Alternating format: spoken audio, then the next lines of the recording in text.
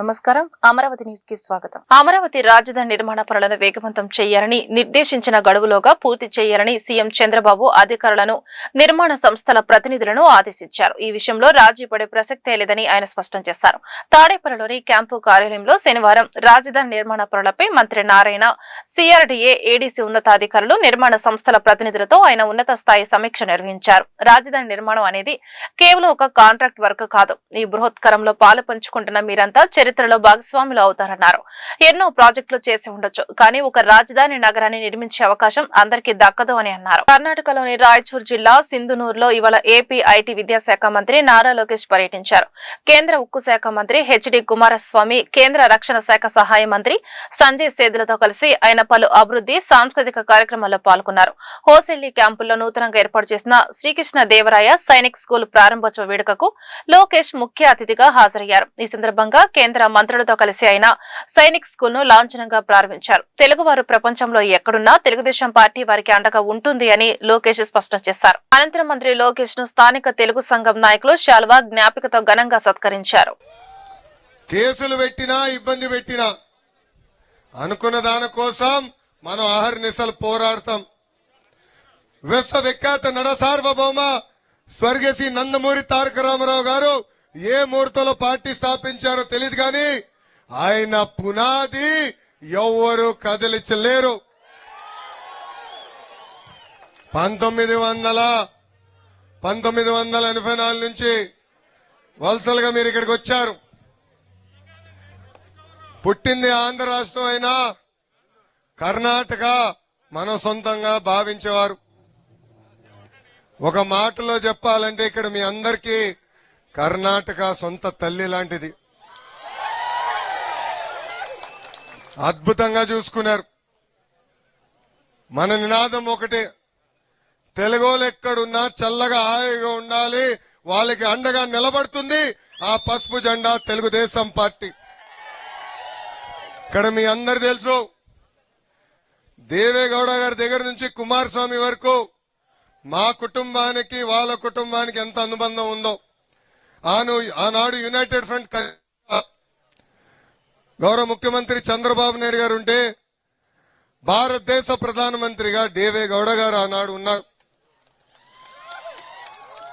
Correct గా 30 సంవత్సరాల తర్వాత కుమారస్వామి గారు పక్కన నుంచిన అదృష్టం నాకు ఈ రోజు కలిగింది. ఇక్కడ ఉన్న ఆంధ్రులందరూ ఒక విషయం గుర్తుపెట్టుకోండి, ఆనాడు విశాఖ ఉక్కు ఆంధ్రుల హక్కు అని పోరాడాం. విశాఖపట్నానికి స్టీల్ ప్లాంట్ తీసుకొచ్చాం. గత పాలకుల వల్ల విశాఖ ఉక్కు అనేక ఇబ్బందులు పడింది, మూతపడే పరిస్థితి వచ్చింది. కానీ నేనుండా మీకు అండగా నిలబడతానని చెప్పిన ఏకైక వ్యక్తి గౌరవనీయులు కుమారస్వామి గారు. నేనెప్పుడు భయపడేవాడిని. శ్రీ దుర్గా మల్లేశ్వర స్వామి వార్ల చైత్రమాస బ్రహ్మోత్సవాలు పుష్ప యాగశామనోత్సవంతో ఘనంగా ముగిశాయి. చైత్రమాస బ్రహ్మోత్సవాలలో భాగంగా నిర్వహించిన శ్రీ గంగా పార్వతీ సమేత శ్రీ మల్లేశ్వర స్వామి వార్ల నది విహారము పవిత్ర కృష్ణా నదిలో కన్నుల పండుగగా జరిగింది. అంతకుముందు సాంస్కృతిక కార్యక్రమాలు, ఆలయం నుండి నది వరకు స్వామివార్ల ఊరేగింపు అంగరంగ వైభవంగా సాగింది. చైత్రమాస కళ్యాణ బ్రహ్మోత్సవాలు పురస్కరించుకుని శ్రీ మల్లేశ్వర స్వామివారి ఆలయం నుండి దేవదేవీరులకు పవిత్ర కృష్ణా నదిలో నది విహారం నిర్వహించుటకు ఊరేగింపుగా తీసుకుని వెళ్లే ఉత్సవము ప్రారంభమైంది. వేద మంత్రాలు, మంగళ వాయిద్యాల నడుమ స్వామి అమ్మవార్లకు నది విహారము నిర్వహించుటకు మల్లేశ్వర స్వామి ఆలయం నుండి బయలుదేరిన బృందం మహామండపం వద్ద నుండి కూచిపూడి నృత్యం, కళాకారులు, సంప్రదాయ తప్పెట్లు, కోలాటం, భజన సంకీర్తనలతో కోలాహలంగా దుర్గా స్నానఘాట్ చేరింది. పుష్పలంకరణ చేసిన ఫాంటుపై స్వామి అమ్మవార్లను అధిరోహింపజేసి ప్రత్యేక పూజ నిర్వహించిన అనంతరం పవిత్ర కృష్ణా నదిలో నది విహారం ప్రారంభం కాగా కళ్యాణోత్సవ ఆది దంపతులను కృష్ణానదిలో త్రిలోకమూలకు గుర్తుగా 3 సార్లు ప్రదక్షిణ చేయించి విహరింపచేస్తారు.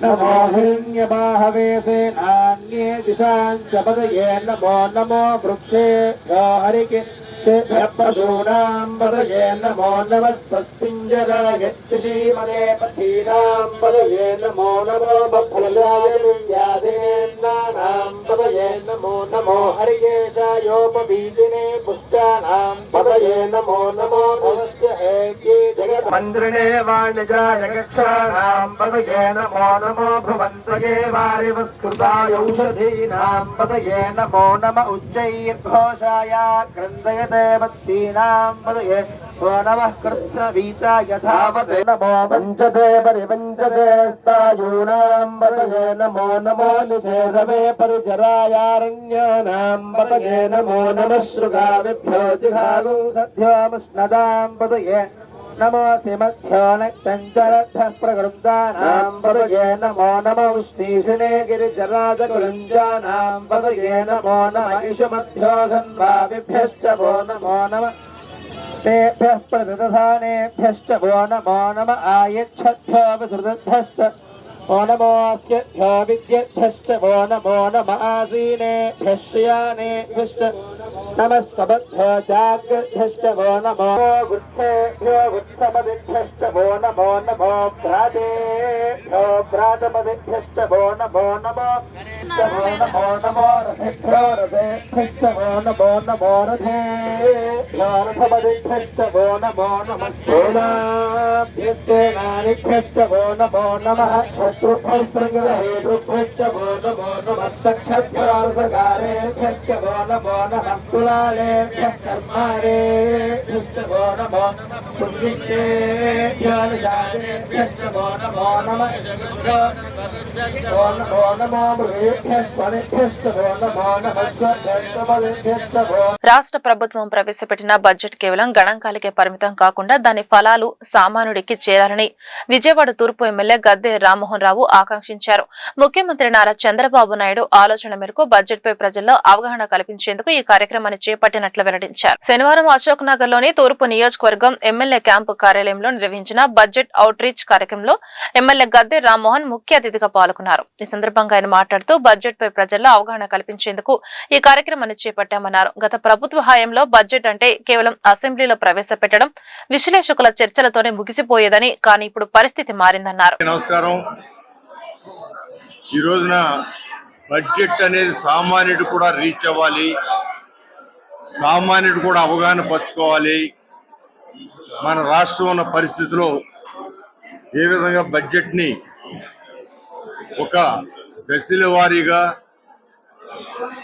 మనం ఎలకేషన్స్ పెట్టుకుంటూ ముందుకు వెళ్తే ఏ విధమైన లాభాలు సమాజానికి వస్తాయి, ప్రభుత్వం చేపట్టే కార్యక్రమాలు ఆ బడ్జెట్ మీద అవగాహన లేని వాళ్ళు అర్థం చేసుకోలేక ఏదైనా అపోహలు పడినా వాటిని బడ్జెట్ రీచ్ ద్వారా నివృత్తపరిచి ప్రజలందరినీ కూడా సమాయత్తపరిచి ఈ యొక్క బడ్జెట్ మనకు బంగారు బాట అనే విధంగా బడ్జెట్లో వచ్చిన లాభ నష్టాల ద్వారా, బడ్జెట్లో వచ్చిన ఎలకేషన్స్ ద్వారా మనం సమాజంలో సంపద సృష్టించవచ్చు. మన బడ్జెట్ అంతా కూడా అది పేదల సంక్షేమం కోసం, అభివృద్ధి కోసం, ఈ అభివృద్ధి ద్వారా సంపద సృష్టించడానికి మరిన్ని సంక్షేమ కార్యాలు ఇవ్వడానికి ఏర్పాటు చేసే బడ్జెట్. దీన్ని ప్రతి సామాన్యుడు కూడా అవగాహన పరచాలని చెప్పి ఒక నూతన విధానంలో నారా చంద్రబాబు నాయుడు చెప్పిన దాని ప్రకారం మన విజయవాడ తూర్పు నియోజకవర్గంలో మన అడిషనల్ కమిషనర్ చంద్రశేఖర్ గారు, జోనల్ కమిషనర్ షమీ గారు, ఇతర ప్రజాప్రతినిధులు అందరం కూడా సమావేశమై ప్రజల్ని సమీకరించి వారికి ఎక్స్ప్లెయిన్ చేయడం జరిగింది. వారందరూ కూడా స్థానికంగా ఉన్న కొన్ని ఎగ్జాంపుల్స్ వాళ్ళకి చెప్తే దానివల్ల మనం ఏ విధంగా వరదల్లో ప్రభుత్వానికి ఎంత నష్టం అవుతుంది, రానున్న రోజులు ఆ వరదలు రాకుండా అరికట్టగలిగితే మన ప్రభుత్వానికి ఎంత లాభం వస్తుంది, ప్రజలకి ఎంత లాభం వస్తుంది. ప్రజలకి ఒక వరద వస్తే వాళ్ళు ఆ ఇళ్ళు అన్నీ కూడా కోల్పోయే పరిస్థితి నుంచి ప్రభుత్వం ఇచ్చే కొంత సహాయం సరిపోక మిగతా అంతా అప్పులు పాలే సందర్భంలో ఇవాళ ఆ వరదలే నివారణకి మనం బడ్జెట్ కేటాయించి వరదలు నివారిస్తే ఏ విధంగా ప్రజలకి ప్రభుత్వానికి ఎంత ఆదాయం వస్తుంది. దానికి అయ్యే ఖర్చు, ఆ వరదల నివారణ కోసం అయ్యే ఖర్చు 200 కోట్లు అయితే గవర్నమెంట్కి ప్రజలకి దానివల్ల రక్షణ పొంది 2000 కోట్లు మనకి ఒకే సంవత్సరం లాభం వచ్చే సందర్భాలు ఉంటాయని చెప్పి ఇవన్నీ కూడా సామాన్యులకు ఎక్స్ప్లెయిన్ చేసి ప్రయత్నం చేయడం జరిగింది. ఈ కార్యక్రమాన్ని చేపట్టమని ఆదేశించిన నారా చంద్రబాబు నాయుడు గారికి కృతజ్ఞతలు తెలియజేస్తున్నాం.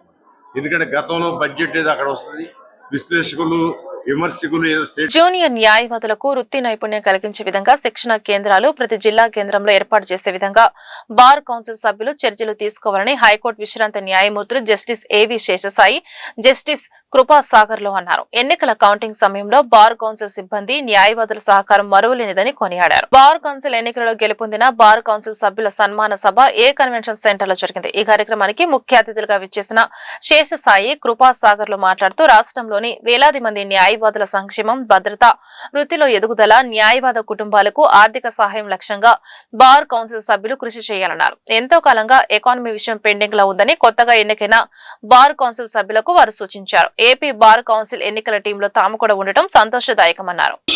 వేదిక మీద ఉన్నటువంటి న్యాయమూర్తులు మిత్రులారా, అరే మీరంతా ఓటర్లకి ఎన్నికలు ఎట్లా జరిగిందని చెప్పడం సాహసం అవుతుంది. కాకపోతే ఒకటి కౌంటింగ్ లో మాత్రం జరిగినటువంటి కృషి తప్పనిసరిగా మనందరం వీళ్ళందరికీ కేశరాయ్ గారి దగ్గర నుంచి, కృపాసాగర్ గారి దగ్గర నుంచి, వేణు గారి నుంచి అందరికీ బార్ కౌన్సిల్ స్టాఫ్ మనం ధన్యవాదాలు చెప్పి తీరాల్సింది. ఎందుకంటే వీళ్ళు చేసినటువంటి కృషిని మీరు చాలా మంది ఆన్లైన్ లో చూసుంటారు. డెఫినెట్ గా మనం ఇందాక చెప్పినట్టుగా వెనక మొదలు పెట్టినటువంటి ప్రక్రియను ముగించామంటే దానికి ఉన్నటువంటి కృషి ఎటువంటి ఎన్నికలు ఎటువంటి అంటే నాకు వైకుంఠపాళి ఆట గుర్తు వస్తుంది. చిన్నప్పుడు మనం ఆడిన ఆట ఎవరిని పాము కాటేస్తుందో ఎవరు నిచ్చెన ఎక్కిస్తుందో తెలియదు. పాపం పాము కాటేసిన వాళ్ళేమో మాతో రాలేకపోయారు, నిచ్చెనలు ఎక్కించిన వాళ్ళంతా మేము పోయాం. ఈ ఆట ఇది. అందుకని చూసాం కదా చివరి రోజున జరిగినటువంటి అంత ఉత్కంఠత ఎలా ఉన్నదో ఇందాక చెప్పారు. ఒక 3.4 లో ఒక ఆయన ముందు పడితే ఒక ఆయన ముందుకు వెళ్ళిపోయారు, 71-80. మరి అటువంటి దీంట్లో ఆ ఉత్కంఠతో వీళ్ళు చేసినటువంటి వాళ్ళకి అందరూ మనం ధన్యవాదాలు చెప్పాల్సిన అవసరం ఉంది. సరే, ఈ బార్ కౌన్సిల్ దగ్గరకు వచ్చేసరికంటే తిరిగి ఎన్నికైనటువంటి పాత వాళ్ళం, కొత్తగా ఎన్నికైనటువంటి వాళ్ళం ఒక వీళ్ళంతా కలిసి పనిచేయడం. దీంట్లో కొత్తది ఏంటంటే మహిళా సభ్యులు ఇంతమంది రావడం, ఈ రిప్రజెంటేషన్ తోటి వీళ్ళంతా రావడం అనేటువంటి అందరూ ఆహ్వానించదగింది. తప్పనిసరిగా ఈ వృత్తి మొదట్లో ఇది పురుషుల వృత్తి అనుకునేటువంటి పరిస్థితుల్లో మహిళలు ఇప్పుడు వచ్చి రావడం చూస్తే ఇప్పుడు జ్యుడిషియరీలో వచ్చేసరికి 60% అయ్యారు. మన ఎవరితో నేను మాట్లాడతాను, న్యాయవాదులు కూడా వీళ్ళు మాట్లాడతారు, పెరిగిపోతారు. పురుషులే బాగా రిజర్వేషన్ కావాలనే పరిస్థితి వృత్తిలో కూడా రావచ్చేమో అనేటువంటిది అనిపిస్తా ఉందని. అందుకని తప్పనిసరిగా న్యాయవాదుల యొక్క ఆకాంక్షలు నాతోటి బార్ కౌన్సిల్ సభ్యులు, సోదర సభ్యులందరూ కూడా, అలాగే మీ అందరూ కూడా నమస్కారాలు.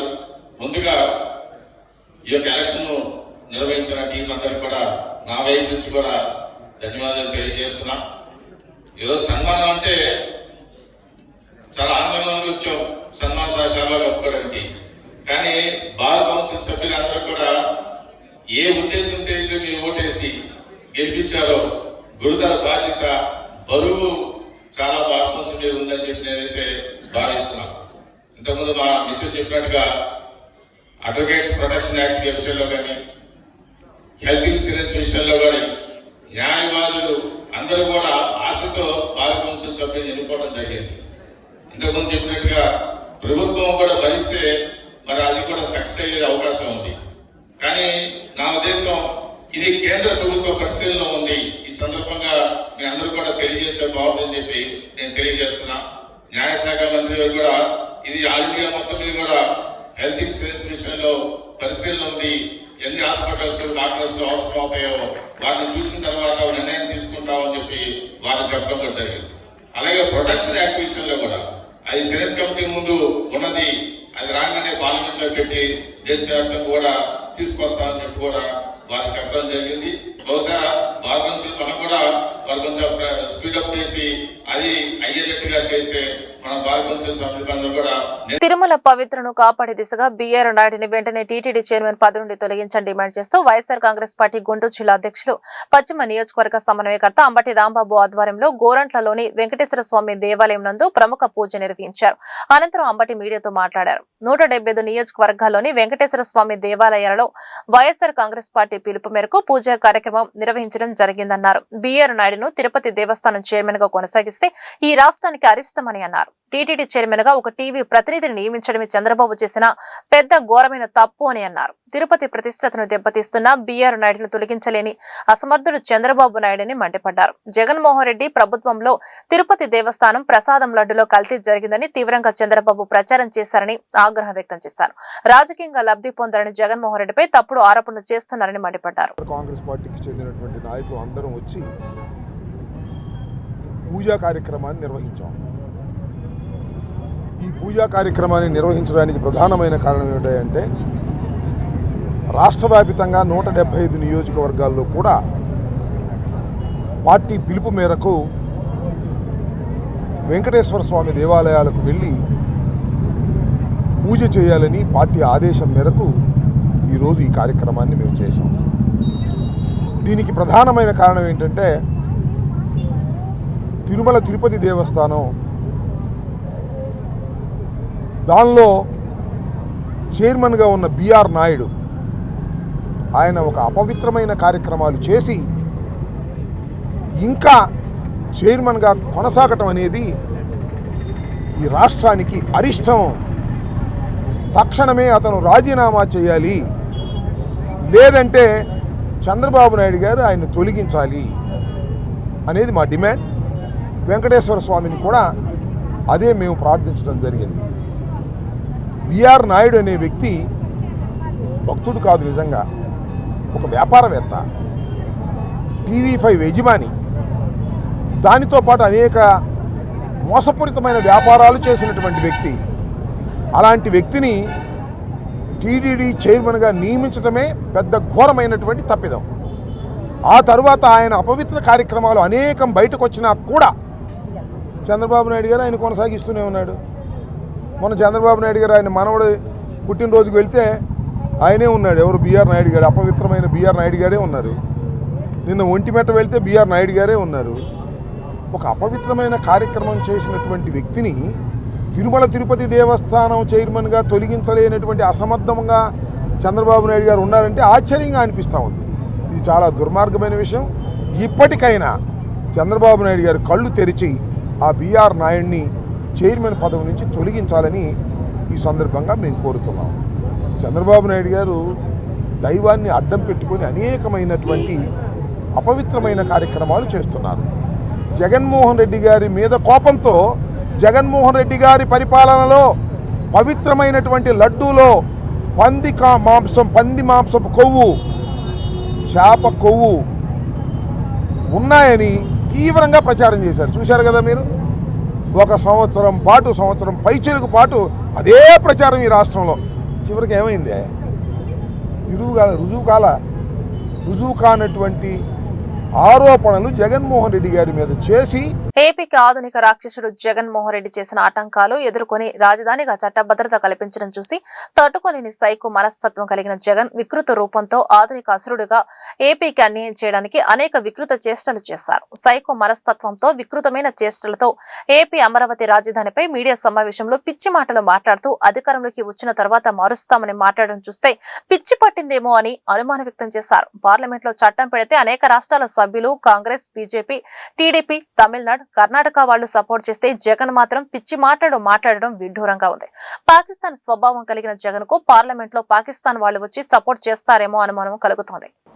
అసురులు సృష్టించినటువంటి అనేక సమస్యల్ని తొలగించి భారత అత్యున్నత పార్లమెంట్లో చట్టబద్ధత కల్పించడానికి సహకరించినటువంటి భారత ప్రధాని మోడీ గారికి, అమిత్ షా గారికి, తెలుగు ప్రజల యొక్క ఔన్నత్యాన్ని కాపాడటం కోసం రాష్ట్ర నాయకులు లోకేష్ గారికి, పార్లమెంట్లో ప్రాతినిధ్యం వహించి మద్దతు తెలిపినటువంటి అన్ని పార్టీలకి అమరావతి చట్టబద్ధత కల్పించిన సందర్భంగా కృతజ్ఞతలు తెలియజేస్తా ఉన్నాను. చాలా ఆనందం. దాదాపు 2 రోజుల నుంచి ఇదే జరుగుతూ ఉంది. ఈ సందర్భంగా రాష్ట్ర ప్రజలందరూ కూడా ఆనందోత్సాహాల్లో ఉన్నారు. ఈ రాష్ట్రానికి 1953కి ముందు నుంచి అనేకమైనటువంటి గాయాలు తగులుతూ ఉన్నాయి. 53, తర్వాత 53లో సాధించుకున్నటువంటి రాష్ట్రం లేకుండా తెలంగాణ వాళ్ళ వల్ల గాయాలు, ఢిల్లీ కాంగ్రెస్ పెద్దల వల్ల గాయాలు, స్వరాష్ట్రానికి సంబంధించినటువంటి ఆధునిక రాక్షసుడు జగన్మోహన్ రెడ్డి వల్ల తీవ్రమైనటువంటి అన్యాయం, గాయాలు జరిగినటువంటి పరిస్థితుల్లో ఒక శాశ్వతమైనటువంటి రాజధాని రాజ్యాంగబద్ధంగా సాధించుకున్నటువంటి సందర్భం. రాష్ట్రంలో ప్రజలందరూ కూడా చాలా సంతోషంగా ఉన్నారు. ముఖ్యంగా ఏదైతే ఈ రాష్ట్ర భవిష్యత్తు కోసం రాజధానికి భూములు ఇచ్చారో రైతులు చాలా ఆనందంలో ఉన్నారు. రైతులు భూములు ఇచ్చినప్పటికీ రాజధాని ఏర్పడటం అనేది రాష్ట్ర ప్రజల యొక్క హక్కు, రాష్ట్ర ప్రజల యొక్క ఆస్తి. దాన్ని సాధించుకున్నందుకు రాష్ట్ర ప్రజలందరూ సంతోషంగా ఉన్నారు. ఒకనాడు దేవతలు యజ్ఞాలు చేస్తూ ఉంటే రాక్షసులు నెత్తురు తీసుకొచ్చి పోసేవాళ్ళు, రక్తం తీసుకొచ్చి పోసేవాళ్ళు, గాలి వాన సృష్టించేవాళ్ళు, లేకపోతే అనేకమైనటువంటి విఘ్నాలు సృష్టించేవాడు. రాక్షస సంతతికి సంబంధించినటువంటి జగన్మోహన్ రెడ్డి ఆంధ్ర రాష్ట్ర ప్రజలు సంతోషంగా ఉండటం ఇష్టం లేక అమరావతికి శాశ్వతమైనటువంటి పరిష్కారం రావటం ఇష్టం లేక ప్రజలందరూ సంతోషంగా సంబరాలు జరుపుకోవటం ఇష్టం లేక మెంటల్ ప్రెస్ మీట్ ఒకటి పెట్టి ఆస్టర్ రమేష్ హాస్పిటల్స్ గుంటూరులో గుండె శస్త్రచికిత్స వైద్య బృందం ఒక విశిష్టమైన వైద్య విజయాన్ని నమోదు చేసింది. వివిధ అనారోగ్య సమస్యలతో బాధపడుతున్న 64 ఏళ్ల రోగికి మెలకువలోని కరోనరీ ఆర్టరీ బైపాస్ గ్రాఫిక్ శస్త్రచికిత్సను విజయవంతంగా నిర్వహించి ఆధునిక గుండె వైద్యంలో ఒక కీలక మైలురాయిని సాధించింది. ఈ రోగి డయాబెటిస్, హైపర్ టెన్షన్ తో పాటు 3 గుండె రక్తనాళాలలో తీవ్రమైన పూడికలతో బాధపడుతూ గతంలో కుడి ఊపిరితిత్తి క్యాన్సర్ కు చికిత్స పొందారు. కుడి ఊపిరితిత్తి భాగాన్ని తొలగించి లొబెక్టమీ శస్త్రచికిత్స అనంతరం రేడియోథెరపీ, కియోథెరపీ కారణంగా ఊపిరితిత్తుల పనితీరు గణనీయంగా దెబ్బతింది. ఈ కారణంగా సాధారణ మొదతో చేసే గుండె శస్త్రచికిత్స ఈ రోగికి అత్యంత ప్రమాదకరంగా మారింది. ఈ క్లిష్ట పరిస్థితిని సమర్థంగా ఎదుర్కొంటూ ప్రముఖ సీనియర్ గుండె శస్త్రచికిత్స నిపుణుడు డాక్టర్ జయరాం పాయ్ మరియు సీనియర్ డిఎం అనస్థీషియాలజిస్ట్ డాక్టర్ లోగనాథన్ ఆధ్వర్యంలో సాధారణ అనస్థీషియా ఇవ్వకుండా మెలకువలోనే బైపాస్ శస్త్రచికిత్స చేయాలని నిర్ణయించారు. ఈ వినూత్న పద్ధతి వల్ల వెంటిలేటర్ అవసరం లేకపోవడంతో శస్త్రచికిత్స అనంతరం వచ్చే ఊపిరితిత్తుల సంబంధిత సంక్లిష్టతలు గణనీయంగా తగ్గాయి. ఈ బైపాస్ సర్జరీలో మత్తు ఇవ్వకుండా, అంటే ఎవేక్ పేషెంట్కి అంతా తెలుస్తూనే ఉంటుంది, ఎవేక్ బైపాస్ సర్జరీ చేశారు. సో దాని డీటెయిల్స్ ఇంకొంచెం చెప్తారు. అయితే ఇంకొక ముఖ్యమైన ఉద్దేశం ఏంటంటే దాదాపు ఫస్ట్ కార్డియక్ ఆపరేషన్ 1996లో చేసాం. ఈ కోస్టల్ హెల్త్ కారిడార్లో విజయవాడలో చేసాం. ఆ తర్వాత 2016 నుంచి గుంటూరులో మొదలుపెట్టి గుంటూరులో సర్జరీస్, అలాగే ఒంగోలులో కూడా సర్జరీలు చేస్తున్నాం. ఇప్పుడు ఒక పెద్ద కార్డియోథొరాసిక్ సర్జికల్ టీము ఏర్పడింది. అంటే మనం చిన్నపిల్లల సర్జరీలు దాదాపు ఒక 1500 చేసాం. అవి కాక ఒక 30,000 పైగా గుండె బైపాస్ సర్జరీలు కానీ, వాల్వ్ ఆపరేషన్స్ కానీ, కాంప్లెక్స్ కార్డియక్ సర్జరీస్ అన్నీ చేయగలిగాం. మినిమల్ యాక్సెస్ సర్జరీస్ కానీ ఇవన్నీ చేసాం. సో ఇప్పుడు ఈ కోస్టల్ హెల్త్ కారిడార్ అనేటటువంటి దీంట్లో ఉండేటటువంటి 1000 పడకలు కూడా ఒక హాస్పిటల్ కిందే వస్తుంది. ఎందుకంటే ప్రతిరోజు కూడా మేము ఇంటర్ కనెక్టివిటీ, పేషెంట్స్ గురించి మాట్లాడుకోవడం కానీ, సర్వీసులు గుంటూరు సర్జన్స్ విజయవాడ కానీ, విజయవాడ సర్జన్స్ గుంటూరు కానీ, ఇక్కడి నుంచి ఒంగోలు కానీ, అంటే ఈ 6 కార్డియోథొరాసిక్ సర్జన్స్ కూడా నిష్ణాతులైనటువంటి సర్జికల్ టీమ్. ప్రాబబ్లీ ఇండియాలో ఏ ఒక్క హాస్పిటల్లో కూడా 6 కార్డియోథొరాసిక్ సర్జన్స్ ఒకే ప్లాట్ఫామ్ మీద ఒకే హాస్పిటల్లో ఇంత అనుభవంతో, అంటే దాదాపు ఒక్కొక్కళ్ళు 10,000-15,000 సర్జరీలు చేసినటువంటి అనుభవం. అందులో minimal access cardiac surgery, heart transplants, aortic valve surgery, valves double valve surgery, commando operation అంటారు. మళ్ళీ దాని లోపల ఇంకా వేరే రిపేర్స్ లాగా చేస్తారు. ఎక్స్పీరియన్స్ కూడా వీళ్ళకుంది. అండ్ సార్ ఇప్పుడు ఎవరైతే కొత్తగా కూడా జాయిన్ అయ్యారో ఆయన కూడా ప్రీవియస్ గా mix surgeries 1200 minimally invasive cardiac surgeries అని అవి కూడా చేస్తున్నారు. సో ఏదైతే పెద్ద మనం అనుకున్నట్టు హైదరాబాద్, చెన్నై వాటిలో జరుగుతున్నాయో అంతకంటే మంచిగా దానిలో 30% తక్కువ దీంతో మనం చేయగలుగుతున్నాము ఇక్కడ. సో థ్యాంక్ యూ ఆల్ అండి. మీ ద్వారా అందరికీ ఇక్కడ ఏమేం జరుగుతున్నాయో తెలియాలని మేము అనుకుంటున్నాం. Thank you so much. Prakasam జిల్లా అధ్యక్షుడు. నాకు 2018లో లంగ్ లోబడుకుని జరిగింది సార్. తర్వాత రిటర్న్ అయ్యింది. మళ్ళా ఒక నెల క్రితం కొంచెం హార్ట్లో బరువు పెట్టినట్టుగా అనిపించింది. గమ్మత్ ఏంటంటే నాది లంగ్లో క్యాన్సర్ ఉందనేది ఉన్నాను. ఇక్కడే నాకు ట్రేస్ అవుతుంది. చాలా సంతోషంగా 2018లో చెప్పారు. అప్పుడు పల్మనాలజిస్ట్ వచ్చేసి నాగేశ్వరరావు గారు. ఆ తర్వాత చెప్పారు ముక్కులో నుంచి బ్రాంకోస్కోపీ తీయాలన్నాను. సరే ఆ తర్వాత తీశారు. తర్వాత ఇక్కడ బాబురావు గారు కూడా చూపించారు. తర్వాత ఒమేగాలో చేశారు. కానీ 3 సంవత్సరాల తర్వాత మళ్ళీ వచ్చిందండి. కానీ గమ్మత్ అంటే నేను చాలా భయపడిపోయాను. లంగ్ సంబంధంగా ప్రాబ్లం ఉంది, మరి ఎట్లా ఉంటుందో దీంట్లో కూడా చాలా నేను భయపడితే జయరాంపాయ్ గారు ముఖ్యంగా నాకు మంచి ప్రోత్సాహం ధైర్యాన్ని ఇచ్చారు. అలాగే లోకనాథ్ సార్ కూడా చాలా ధైర్యాన్ని ఇచ్చారు. ముఖ్యంగా పి రమేష్ బాబు గారికి వందనాలు సార్. చాలా సంతోషంగా ఎలాంటి నొప్పి కూడా లేదు. చాలా హ్యాపీగా నేను ఫీల్ అవుతున్నాను సార్. మిగిలిన స్టాఫ్ అందరూ కూడా. వివాదాలు ఇంతటితో సమాప్తం. నమస్కారం.